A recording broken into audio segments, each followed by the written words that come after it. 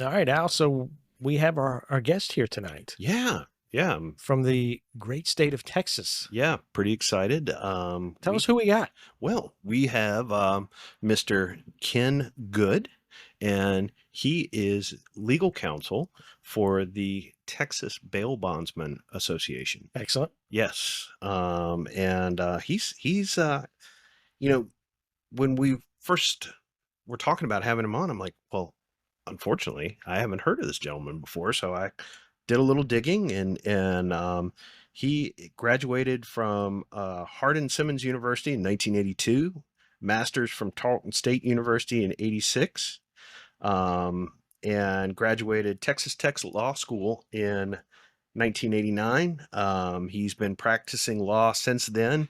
As of 2012, he started the Good Law Firm that specializes in bail bonds matters.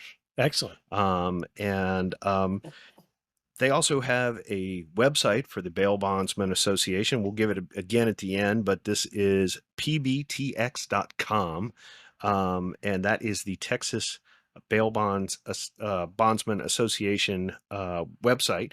He also maintains a podcast for that as well. That is thebailpost.com, which is available on all of your major podcast sites like Spotify, iTunes, etc. So he is going to be talking to us about bail reform in Texas, Yeah, we've which done. seems to be indicative of a problem we're seeing around the country. Yeah. Well, Ken, welcome. Well, thank you. Thank you very much for having me. It's my pleasure to be here, although I think it's almost past my bedtime. Yeah, it is ours too. So don't let us fool you here, But it's great to have you. man. Thank We you are for coming excited to have you. It's awesome. I did. Well, I will say, who would have ever dreamed that there was an area of law called bail law that there was to even specialize in? But, things started 6 or 7 years ago, and I told my guys, we're going to have to become experts on these things. And that's kind of what started us down this journey.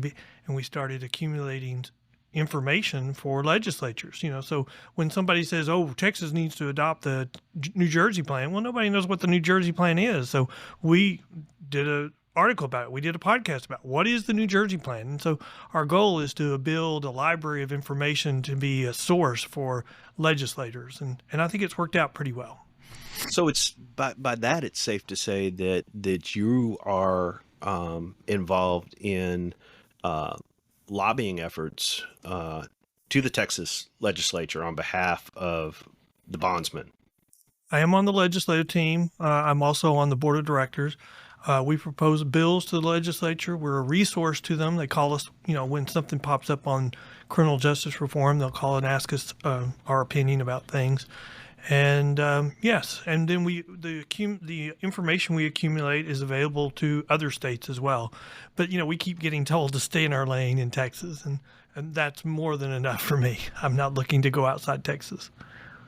So, in doing some prep, I was looking at what was going on with bail reform in Texas, and apparently there have been some major changes to Harris County, which, for those that don't know, and I didn't know, is metropolitan Houston, correct?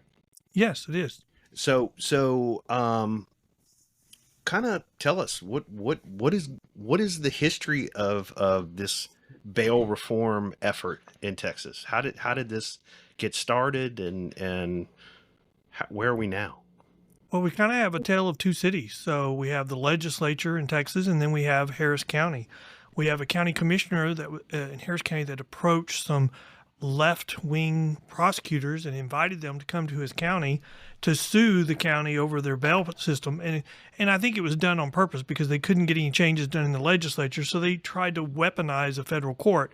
And so they did that. They sued in federal court in Harris and Houston over misdemeanor bail bonds. And they got a new system in place for that that's terrible. There's an 80% failure to appear rate. And then they tried. Let me interrupt you for a second. You said the prosecutors did this? No, the commissioner invited a group of plaintiffs' attorneys to file suit against the county. So it's kind of like a friendly suit. The county said, "Oh yeah, bail reform is need to be made," and so we have the sheriff that filed an affidavit saying, "Oh, bail was unconstitutional." The DA at the time did. The sheriff? The DA and the sheriff. It was Wow. a couple of judges filed affidavits saying bail was unconstitutional the way it was being done. Well, hey, that was 6 or 7 years ago. Let's fast forward now. The Fifth Circuit just ruled this year that case was reversed, and that case should have never been filed in federal court. The problem is Harris County has not changed from when they got the court to enter a ruling that's set some really bad practices in place. Then you go to the legislature. The legislature is strengthening. They're doing the opposite of what Harris County is doing. So they're strengthening the criminal justice system. So that's why I say we have this tale of two cities. We've got Harris County trying to weaponize a court to go in one direction, and that's now been said they did it absolutely wrong. That case should have never been filed, but they've never tried to set it aside. And then we have the legislature doing the opposite, which is good. So for Denny and I sitting here in Virginia, and we were talking about this before we went on air, like, this is not the kind of thing we expect to hear from the Lone Star State. From Texas, yeah. I mean, that's absolutely, absolutely. It is not what we, but that's what we're seeing in other places. Look in LA, where they've weaponized a federal court or a state court, where they filed suit to re-implement zero bail, and the other elected officials of that party refused to defend the lawsuit. So the judge is like, well, nobody's here to defend it, so I'm going to reinstate zero bail. It's very similar where, these groups are not having luck in the legislature, so they're going off and going through the courts where they're finding friendly judges to implement things that they can't get done in the legislature. So when you talk about zero bail, you are literally meaning zero bail. There's a charge. You do not have to put anything up for your promise to appear in court, and you just hit back on the street. Well, and we call that here simple release, and the simple release can be several different things, but it's the same result. California, it's a zero bail. In New York, it's released on no bond. In Texas, it's released on a personal bond. But it's all, you're released at no cost on your own promise that you'll reappear.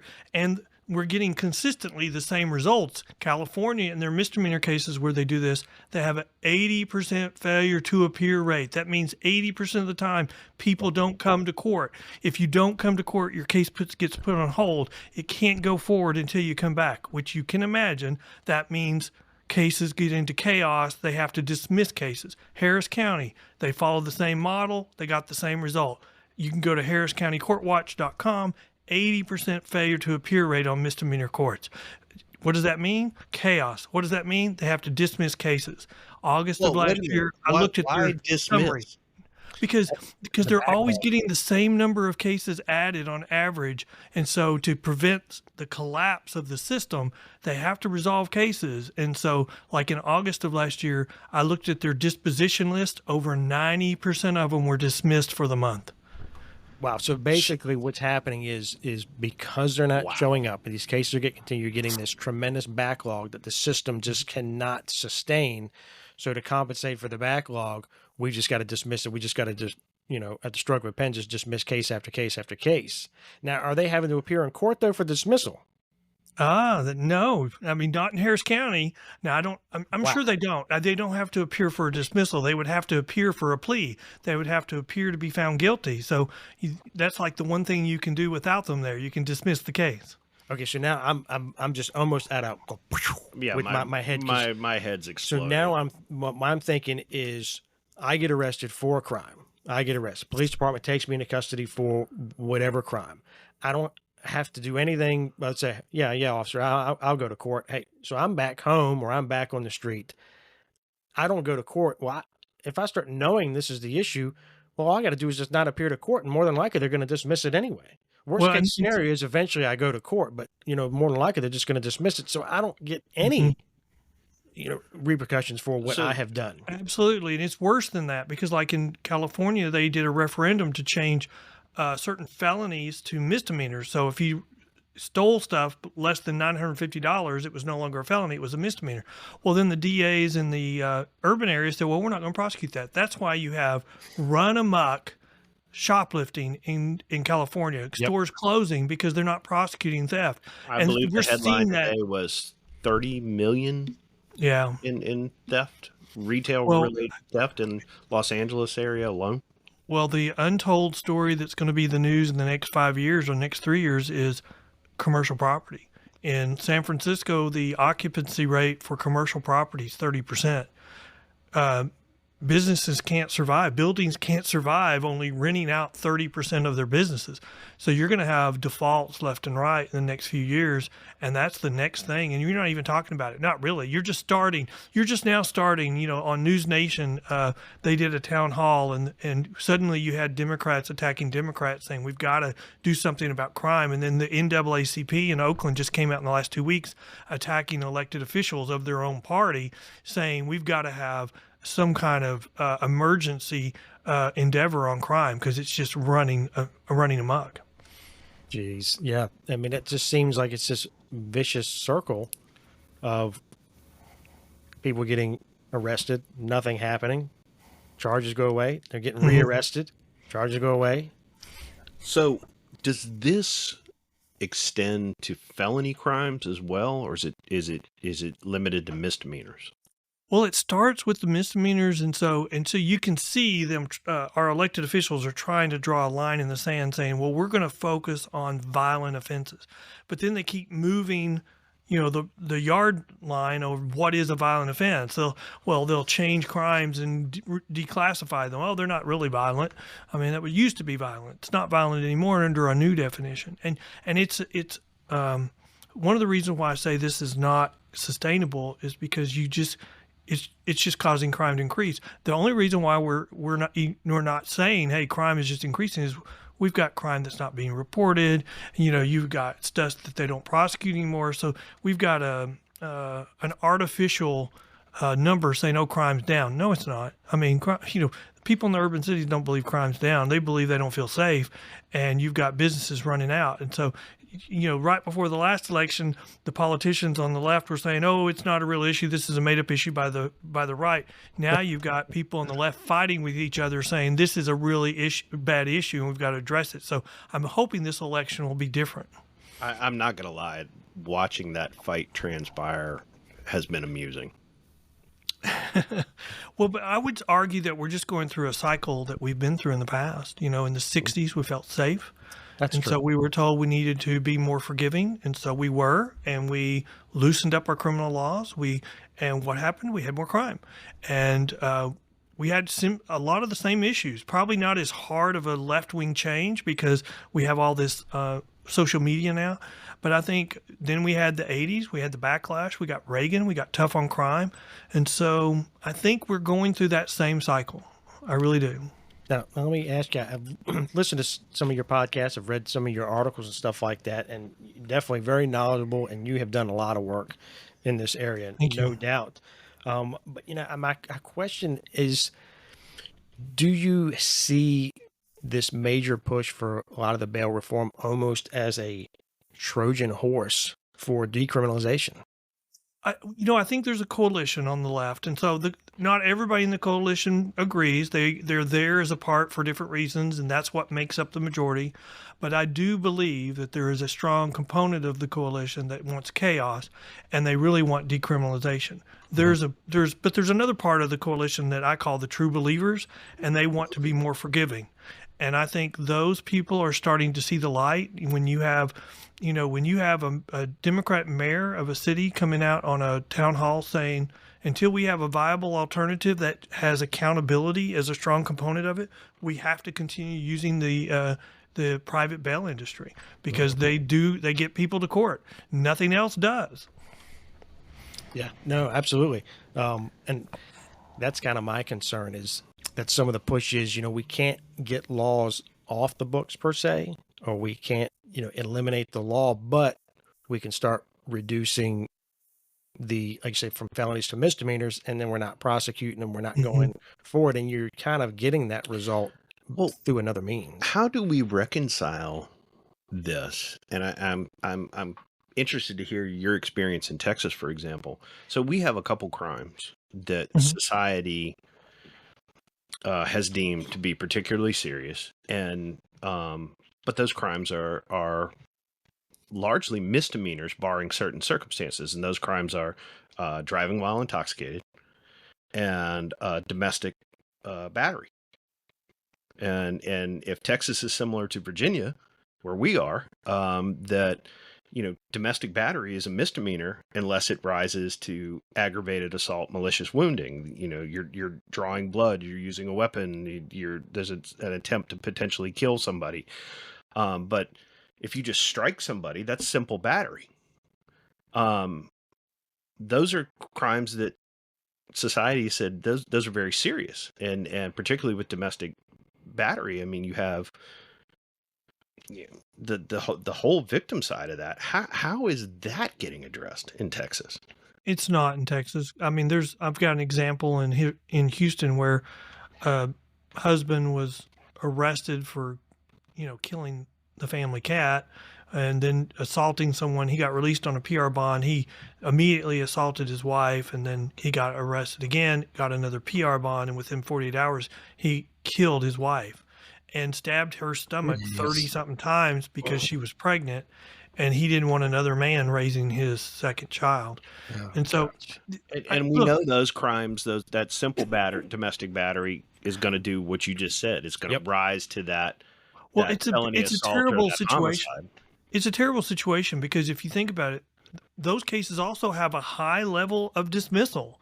Because if I'm getting a divorce with my wife and my wife decides that, I really never loved her and that I need to be taught a lesson, one of the things is done is the children make accusations against the spouse about improper contact. And so sometimes that becomes a weapon in a divorce case, and so there's a high level of dismissal of those types of cases, and that can't be reconciled. And so you have to take those very serious, and we're not taking them serious. And so if you're a domestic battery victim in Harris County, you're on your own. Absolutely. And the biggest problem I have is you look in New York with Braggs, he won't protect you. The police can't protect you. He's tied their hands. But if you try to protect yourself, damn it, he is going to file charges on you.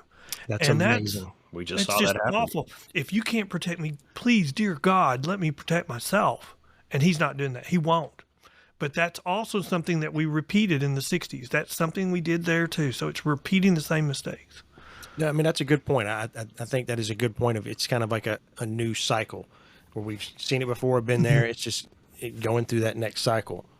And I think somebody like a Bragg, I almost think he falls into that true believer category, but so much damage is being done. I've really started to question that. And well, you know what? Let me make a different argument for that. I can argue a different argument completely. I would say, let's say 4 election cycles, we went through a period of time where every 6 months before a national election, there was something that was used. We would have protests, and the left would tell their supporters, you're being mistreated by the criminal justice system. You need to get angry, and you need to come out and vote in larger numbers. After the election, nothing changed. They go right back to what they were doing. And so their supporters saw that, and they started electing the true believers. And so I would argue that another possibility is the mob has gotten away from them. They've started electing the true believers, and now they've lost control, and they're in a box. You could argue Bragg's in the box. He knows what he's doing. He knows the damage he's doing. He just can't get out of the box. That I think you saw that in Illinois. For 6 months they were saying the Supreme Court was going to reverse the Safety Act, and it's just like, oh, that was for gospel, and then they didn't, and they made a terrible argument when they did. But I told people, I said, let me tell you what they were doing. They were saying, don't expect us to save you, politicians. If you don't think this is good policy, then you go save yourself and find a compromise and get yourself out of the box, and don't expect us to do it. So is this something that is happening predominantly in Harris County, or is this really spreading throughout Texas?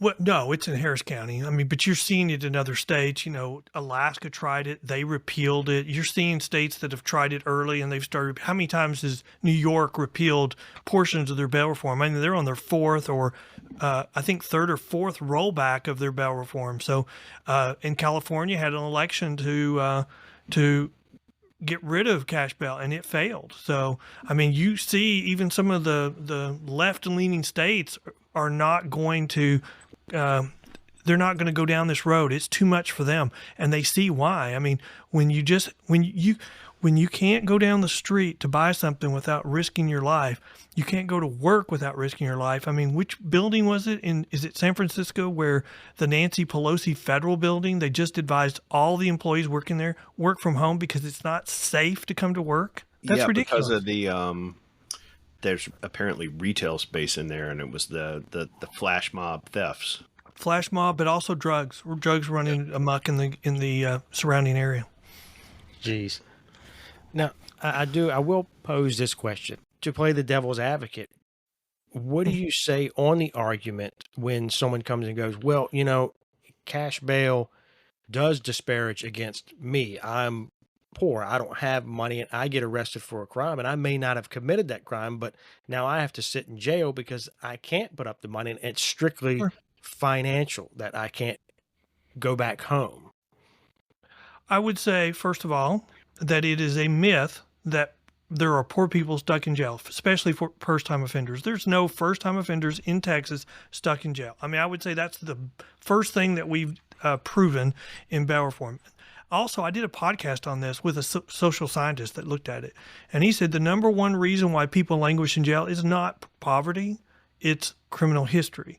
And so, sir, if you have a criminal history and you have a history of 3 or 4 arrests and you're stuck in jail because they said you're a higher risk, they gave you a greater bond, well, then you're not in jail because you're poor. You're in jail because you have a criminal history. And then the last thing, speaking to myself, I think that jives. I mean, would you agree, Danny, that kind of jives with our observations over 20, 25 years? Yeah, oh, absolutely. You know, well, but the problem we have is, you know, in these areas, they want to treat everybody the same when they commit the same crime, no matter what their criminal history. So if you're arrested for a DWI, or if you're arrested for DWI third, or if you're arrested for a carjacking, they want you treated the same as anyone else charged with that crime, no matter your criminal history, which just turns our criminal history on its head. And then the last thing I would say on this issue is the different release mechanism has a big difference in failure to appear rates. The private industry has the lowest failure to appear rate. That means more people will go to court, more cases will get resolved, more people will get justice. Everything else has a 40, 50, 60% failure to appear rate. That leads to chaos. That means you cannot get cases resolved. And I would say until we get an alternative that's anywhere close as good as the private industry, then I would say the least you got to agree is we've got to keep the devil we know so we can get cases resolved. Or I would even say keep the system that works and that works well until we can find something that is anywhere close, and we haven't. No, I think that's a good response. I mean, that's completely logical. The thing that, again, I circle back to the victim component that just seems to be completely lacking in the philosophy of the people that are driving. Well, we've lost the side of the victims, because look at, you know, who's the number one victim? 50% of all victims of murder in the United States are young black men. Who's the ones committing the crime? Young black men as well. But we've elevated the criminal over the victim. We've completely forgot about the victim. Yeah, that's unfortunate. I think that's something when people make that argument of, well, how do you say it doesn't disparage against me? They forget the whole, you know, the victim does have a right to be protected or not reoffended against. You know, not every crime has that component to it. But, man, I think that's a great point, because I saw that a lot in my career. Most of any time that the bail was high or a pretty good amount it was the criminal history. Yeah. Was the Sure. Absolutely. And you're right. And the first time offenders for the minor offenses, they all went. Yeah. They all gave a promise. They got a PR. But when they came in there and they had failure to appears before, or they had the criminal history before, they didn't. They had to wait till they got to see a judge. So that's this thing Yeah. is being done seemingly in the name of social justice. And, those victims, if particularly if you're talking about a high crime area, we're talking about poor people, we're talking about minorities, at-risk populations, things like that, that they're the ones that are losing it. It's not to be very blunt, the affluent white activists living in the Yes. suburbs. You know, They're there's not been feeling articles it. that have shown the disproportionate percent of victims of these reforms are those very minorities that they're trying to protect. And I would say, even if you want to say they're good intended and they want to protect the poor, they're tying the hands of judges so that judges then cannot do anything about organized crime, gang members, or career criminals. And when you tie their hands in the name of protecting the poor so that they can't address those things, then you're getting what you asked for. You're going to get more crime. Yeah, that's true. And I believe, the stats on hand. I mean, the stats are showing that. I think Sure. the numbers are showing the increase. There was something on Instagram a couple days ago where it was showing uh, OCA or whatever her name is in DC saying that people are hurting for food, and so they have to evaluate whether they're going to break into a business to get bread to feed their children. And then on the bottom half of the screen was these flash mobs stealing clothes, flash mobs stealing jewelry. And Yep. so the audio for Wow. that was, oh, they just need bread to feed their family. But the reality is so much worse. I mean, these are organized events by organized crime. And, when you take a step back and you tie the hands of police officers so they can't do anything, organized crime has found a way to make a killing here. And we're just Jeez. letting them. Now, I also, because we talk a lot about, law enforcement. We talk about that, section of the criminal justice system a lot, and we talk about, a lot of the morale and stuff within law enforcement. And I know I've read some stuff, and I've heard you talk about some stuff about the criminal cases not being filed, a drastic reduction in the number of cases that are being filed. And I can't help but to think that could be very well the issue of a morale issue where officers are Sure. like, why am I going to spend all this time taking this person into custody, getting this report done, getting everything done that I have to get done to just have it tossed time and time and time again? They're just going to be like, we're not even, why even enforce that anymore? Yes, I agree. I think that's exactly what's happening. We just, they're like, they'll get released before I even finish the paperwork. And so you'll see there's what the studies show in Harris County is there's a larger number of serious misdemeanors. So the worst on the spectrum of all the misdemeanors, the worst misdemeanors have an increase, but everything else, they're down like 10,000, 20,000 cases, and they're still backlogged. Can you imagine in Harris County if Wow. were still Jeez. filing cases in the numbers that they were? I mean, they couldn't function. I mean, they're preventing collapse of the system by dismissing everything in their misdemeanor system. It's just ridiculous. And their jail is full, and it's full of very dangerous, violent offenders because they see that they've been given the green light to commit more crime for the last several years, and they've Man, done it. I think that's absolutely. I mean, if you're going to do minor crimes, smaller crimes, and you're going to Mhm. constantly get away with it, then Well, you're going to start to push the envelope. it's Sure. the don't give think. a mouse a cookie Yeah, mentality. I think that's an easy correlation to make. That you're going to continue to get away with these crimes. Well, now you're going to step it up, and now you're getting into the serious crimes. Well, the best way it was described to me is, like in New York, probably where y'all live too, but in Houston, there's a city within the city. There's the law-abiding citizens, and then there's inside Houston, there's a small, very much smaller city within the city of criminals. And then there's a gray area between the two cities where every day those people are deciding, hey, am I going to be a law abiding citizen or am I joining Crime Town? And when they see that no one is being held accountable, Crime Town is growing exponentially because there's no consequences. That's yeah. a very good point. And see, now one thing that we have that is different in Virginia, our state constitution says that you shall release on a summons for Oh, a wow. misdemeanor, barring certain circumstances. There's So, some like, misdemeanors that are an exception to that. exactly, like But DUI is a misdemeanor. Well, you don't release that on a summons. Domestic Yep, battery, that's so. um, Weapon on school um, property, I think, is yeah, one. Things like that. if the individual is intoxicated, refuses to identify, fails to discontinue the illegal act, things like that are What if exceptions. they fail to appear? Does the Constitution allow Well, them to then, be held after that? correct. Yeah. So if you Yes. fail to appear in even the most liberal of Virginia courts on a summons that was issued, say, trespassing or something like that, right? Yep. You fail to appear, that judge is going to issue a failure to appear warrant. Period. Yes. See, we don't have that in Houston right now. I mean, the settlement that they entered in the federal court said you had to miss court at least 2 or 3 times before they could do anything to you. They agreed to that as part of the settlement.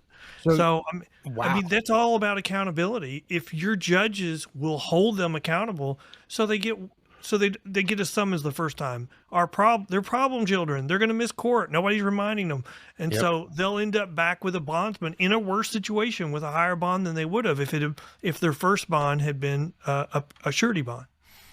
Wow. So they have to miss more than several times before Yes. anything's actually really done. Wow. Yeah. See, that we don't have.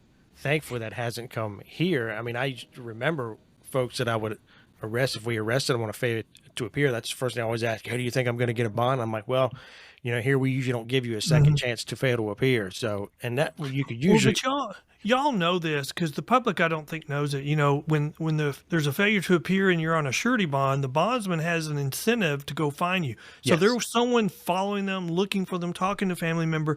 But if you're on a summons or a personal bond or no bond, well, there's a failure to appear warrant. There's a warrant issued, but it goes down to the warrant division down the hall, and it joins in our urban areas the tens of thousands of other warrants waiting to be served, which means no one's looking for them. They have to commit another crime to come back into the system, or they have to voluntarily come on their own. And I don't think people realize that is a humongous difference in our system that we have, and we're not getting credit for that. In fact, we're the low-hanging fruit. We're easy to attack. I mean, I tell my bondsmen all the time, I'm like, you're a bondsman. We don't believe you. And they're like, oh, but you'll be there to explain it, Ken. And I'm like, no, I'm the line bondsman's line attorney in those situations. So we have to work very hard for good reputations, and it doesn't take very much to lose it. So you got to be careful. Well, that kind of leads into to my next question, which was like, so this whole situation was created under the auspices of social justice. But how do you respond to that accusation that, well, the bondsmen have a financial interest in bail?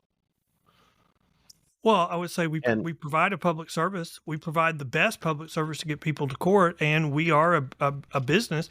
There was, I would just, I would quote the Democratic mayor who was on News Nation in the last 2 weeks, and she said, the reason people go to court using the private system is our whole economy is based on money. And so when you make money as a condition of going to court, there's a higher appearance rate. And we've got to figure out a way to get people to go to court as well as the private industry has. So, we don't cost the taxpayers a dime. I mean, we provide something that, Washington, D.C. decided years and years and years ago to replace the private industry with a state, a Washington, D.C. wide pretrial services department. And I did a podcast with someone who was describing that to me. And even with all the money they spend, it's still not as good as the private industry, but it's close. But you know what he said? He said, if we were to vote to do this system today, it would never pass because it's so expensive. So the problem is in all this bail reform across the United States, they're not even attempting to do what Washington, D.C. is doing because they know how expensive it is. So they're just doing it on the cheap. Let's release everybody. Oh, they'll come back. Oh, yeah, they won't commit more crime. Everybody wants to get their cases resolved. People are basically good. They're not basically bad. And I'm like, well, that's not true. The Bible says we're all basically bad until, but Right. for the grace of God. That's a fool's paradise they're trying to push. Yeah. Wow. I'm really trying to wrap my head around some of this. This is, the problem is it's he's right. I mean, it's kind of going everywhere. Well, that's a concern. Is it going to continue to spread? Or are we going to get a handle on it? You mentioned with Harris County where they had ruled that the original filing should have never happened. That should have never occurred. But you said Harris County is not correcting that, Yes. so they're Well, I will. they're just marching on as normal, going, "Oh well, yep, Well, of course it's a little bit more complex than that. So sure, they had the Harris County case. So then they filed a Dallas County case to extend the misdemeanor ruling to felonies. That went up to the Fifth Circuit. The Fifth Circuit said no, we're not going to extend it. And then they went in en banc. So the whole Fifth Circuit they reversed the first opinion, and they reversed the Harris County opinion, and said that should have never been filed. The Dallas County case has just had a petition for cert filed at the United States Supreme Court. And so the response is due the 1st of September. So we should have a decision on whether the Supreme Court will accept okay, that case. And so I think the judge in Harris County is waiting until that the decision on the petition for cert is made before she acts on her case. But the county, they will do nothing. They will do nothing to try to overturn that decision because, oh, they don't care. It's all politics. It's all policy. It's a policy disagreement. Crime be damned. They'll just say, "Oh, well, this is a made-up issue. Crime's not increasing." No matter what the elected officials or the Republicans, no matter what the police say, no matter what y'all say about crime, y'all are just lying because it's working great. But that says that there's a plurality of voters in Harris County that are on board with that. Well, I mean, yes, when you look at it, you would say yes, but there's a lot of litigation going on right now over the last election because quinky dink of all quinky dinks, there was a group of Republican polling places that just happened to run out of paper on election night for ballots. And so people were turned away. And so, but it only affected Republican leaning polling places. Dadgummit. And so this paper thin election where they were saying that crime was not an issue, and I don't think they say that now. So I don't know. I think in the next election may not be as close because we all agree crime's an issue now, but it's just not their fault. It's somebody else's, I hope the voters down there are really kind of taking that to heart and paying attention and understanding that it's only going to get worse. I mean, Yeah, but identity politics is so bad. I mean, It is. part of the identity politics is I can argue whatever I want. I can make a great point, but they're going to say, ignore everything Ken says because of his identity. You have to disagree with everything he says because of your identity. And that's kind of where we are. I mean, if you think about it, they've done a really good job of dividing people up into identities. And the thing that's really impacting federal elections right now is the issue of abortion. yeah, yeah, They that would is say big. Republicans underperformed in the last election, and it was because of the issue of abortion. Yeah, and most elections are local. Yeah. And even as we try to make it about these big national issues, local is the most important. And Well, but I when we would have just identity politics, and they're saying that we're lying, and so so you believe them. You're going to believe them for an election cycle, and you may believe them one more. So that's why I'm saying, it's slow sometimes for the pendulum to swing back, but eventually, the public's going to come across just like in the 70s and 80s, and they're going to say, y'all been lying to us. Crime is increasing, and now there's going to be a penalty to pay. So you do believe there is going to be a time where that pendulum is going to start to swing back. We're just I going to think get to that it break has started. Yeah. I think it started. It's not sustainable. I mean, that's why I have hope. Yeah. What's happening right now is not sustainable. LA cannot sustain what they're doing. San Francisco cannot sustain 30% occupancy rate on their commercial buildings. I mean, those are recipes to put businesses and cities out of business. Yeah. And God forbid a Republican get in the White House and San Francisco go broke because they're not going to help them at all. Right. Yeah.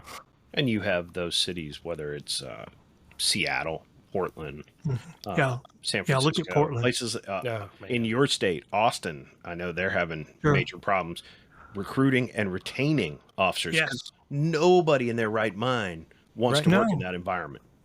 Well, yeah. Well, but why? It's, the Democrats have created a mob. They created a mob every 6 months before a national election. Now they've lost control over the mob. And so you can't work in a place where if you take one step out of line, or you just arrest someone in a bad situation and someone wants to say you were wrong, even if you weren't. I mean, I wouldn't. Can you imagine being a newly married couple and have a young baby and live in Austin and be a police officer when the elected officials don't have your back? They're Yeah. just waiting to throw you under the bus. I'm sorry. I'm going to choose my child. I'm going to choose my wife. Yeah, No. it's not surprising that the officers in those localities are leaving in droves. No, Mhm. I have a good friend of mine who is a detective in Austin, and I know he's pulling his hair out on a daily basis.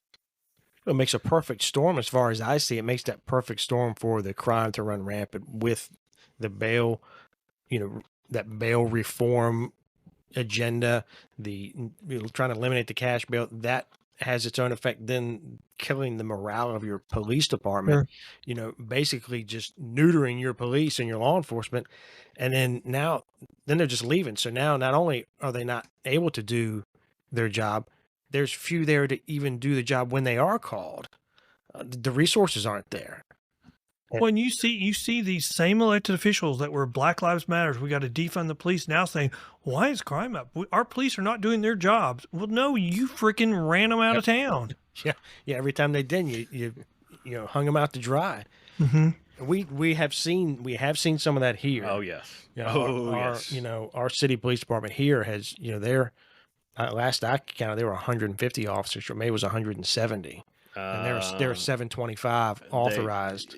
It's probably higher than that. And Brian, that was months ago. That Yeah. was like 150 or somewhere around there. So they just don't have the bodies. And that's everywhere. Nobody's willing to stand up to the mob. We have an uncontrollable mob, and as long as we have that situation, it's going to continue to get worse because we're going to continue to have flare-ups, whether it actually happened or whether someone's just taking his advantage of a bad situation. Well, I agree in so much as it does blur that line between, that officer who really did do something wrong versus that officer who didn't do anything wrong, took the appropriate action, but is treated the same as the officer who did something that was inherently wrong. Yeah, but how many situations have we had where we've had protests 6 months before election and the guy didn't do anything wrong? I mean, we've had multiple examples of those, but it's been used to create a mob to say, "Oh, y'all have been mistreated. You need to come out and vote in higher numbers." And it was done because they needed those to win, and then they won. And so now we're at the point where that's not enough. Now we have an uncontrollable mob, and the mob is electing the true believers, and those are wackadoodles, is what I would say. Yeah. It's I don't know. It's good to be retired. Yeah, right. It's good to be doing something different now, not being in the middle of that. It's a tough job. Well, we're going to have more and more where we're going to have the mob. We're going to have, like in the Old West, we had the posse come and, when something happened, they chase down somebody and give immediate justice. We're going to start having more of that until, law enforcement and the elected officials come up with a plan so that they will have each other's backs and they can keep public safety going. And we don't have that right now. In our urban areas, it's just awful. We've destroyed families, so families don't stay together. We've destroyed schools. We have rampant drug abuse. We have no job opportunities. It's even worse now post the riots or as you would call it, protests, where we've burned down many businesses. And now we have public safety issues where we have shoplifting run amok, businesses closing because they can't withstand $25,000 a day shoplifting, or we just have business closing because they can't provide a safe environment in where their building's located. And that's just getting worse and worse and worse, and that can't continue. I mean, the reason why you have a Democrat starting to come out and question this is because they're seeing the damage they're doing to their tax base, and they know what the future holds if they don't speak up.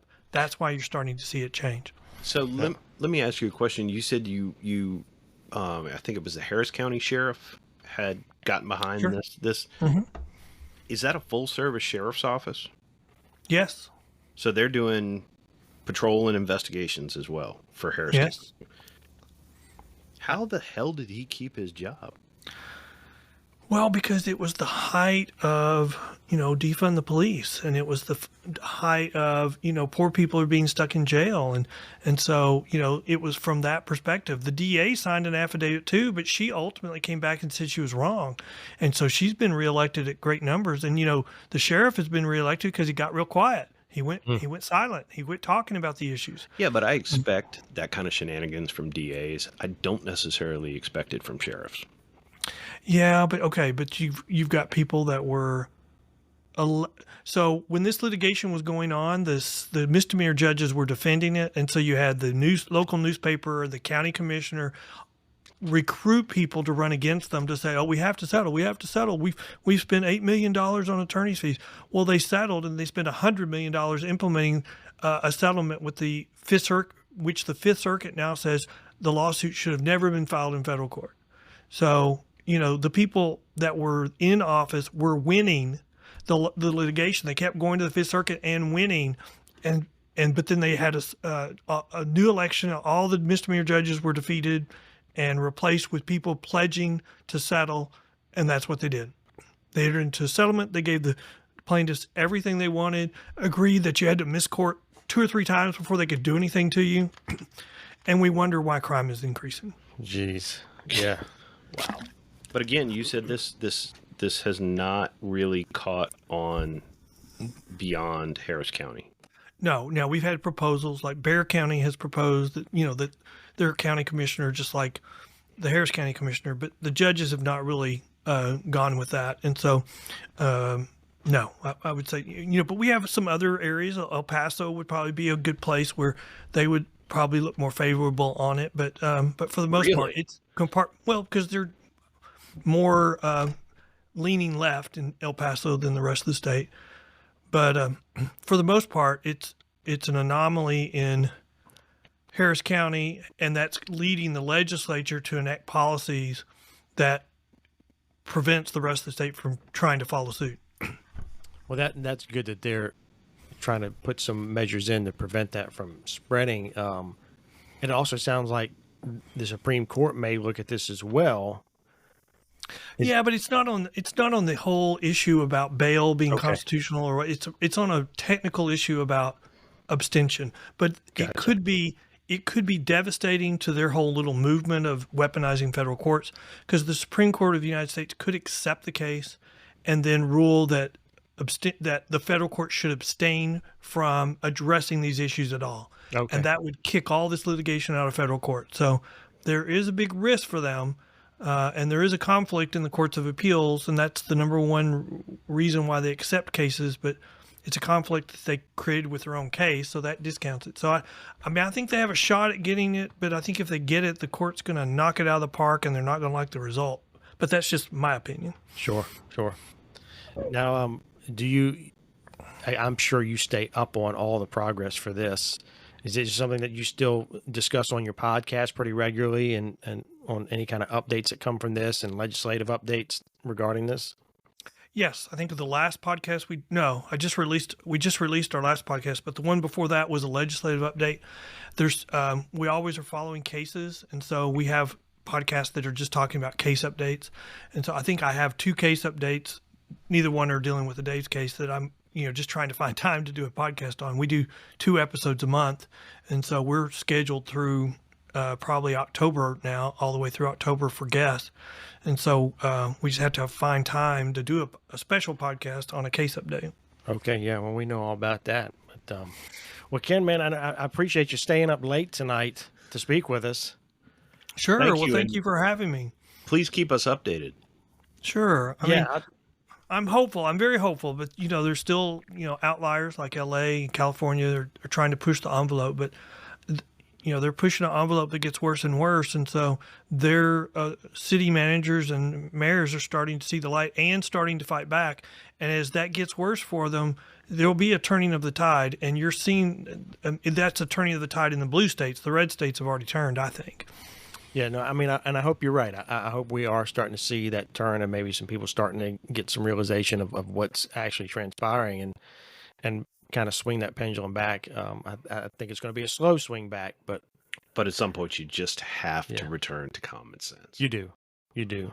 I agree. That's probably the best statement of all. But the cycle has to come back, and we have to have public safety. If we can't have public safety, we go to chaos, and chaos in the criminal justice system is one thing, but chaos in society will lead to vigilante justice. Yeah, the goal. I mean, the system should try to be compassionate.